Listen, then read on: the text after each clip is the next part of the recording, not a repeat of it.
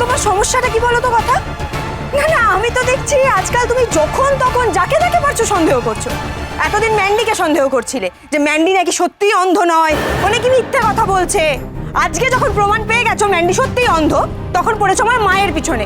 আর না, আমি একটা কথা বুঝতে পারি না, যা কিছু হয়, যা কিছু ভুল তোমার মনে হয়, সবকিছু তো আমার মা দোষী। না কি তোমার সমস্যাটা কি? কথা কিন্তু প্রমাণ ছাড়া কোনো কথা বলে না। তার মানে তুমি কি বলতে চাইছো? কথা যা বলছে ঠিক বলছে, কি প্রমাণ আছে ওর কাছে? হ্যাঁ,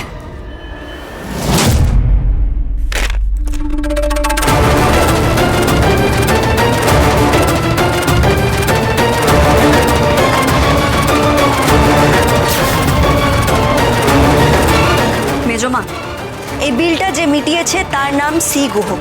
আর আমি তোমার রঙের শাড়িটাই দেখেছিলাম। তোমার নাম, শাড়ির রং সব তো মিলে যাচ্ছে। এরপরেও তুমি বলবে যে তুমি আজ কফির দোকানে যাওনি? হ্যাঁ বলবো, 100 বার বলবো, 1000 বার বলবো। আমি আজ কফির দোকানে যাইনি, শুনেছো? যাইনি মানে যাইনি। কি করছো কি মেজমা? তুমি কথার গায়ে হাত তুলছো? কি হচ্ছেটা কি? মাথাটাকে পুরো খারাপ হয়ে গেছে। শান্ত হও, কি হচ্ছে? মাথা খারাপ হয়ে গেছে আমার।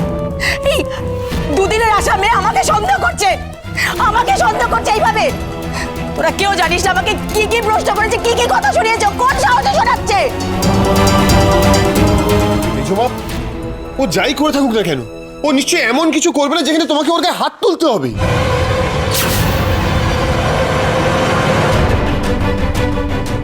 এইভাবেই আপনি আমার পাশে থাকবেন পাচক মশাই। আর আমিও আপনাকে কথা দিচ্ছি, আপনার বিশ্বাস আমি কিছুতেই নষ্ট হতে দেব না। বাবা, অগ্নি আর কথার তো বেশ মিল হয়েছে দেখছি। কথা, তুমি যে আমাকে এই ধরে ফেলার চেষ্টা করছো না, এটা আমি ভেস্তে দেব। ঠিক আছে, সব আমার দোষ, তাই তো?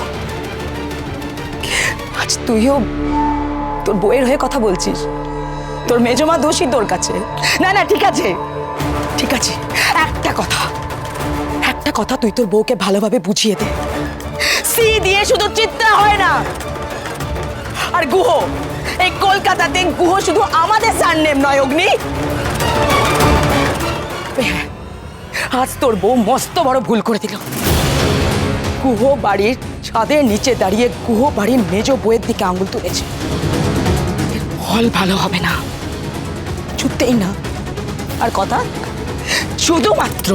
শুধুমাত্র একটা সামান্য কাগজের টুকরো দিয়ে তুমি এটা প্রমাণ করতে চাইছো যে আমি কফি শপে গেছি, তাই তো?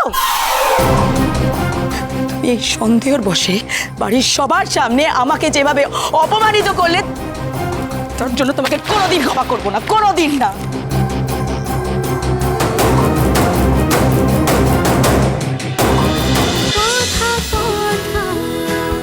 কথা সোম থেকে রবি প্রতিদিন সন্ধ্যে 7টায় স্টার জলসায় ও ডিজনি প্লাস হটস্টারে।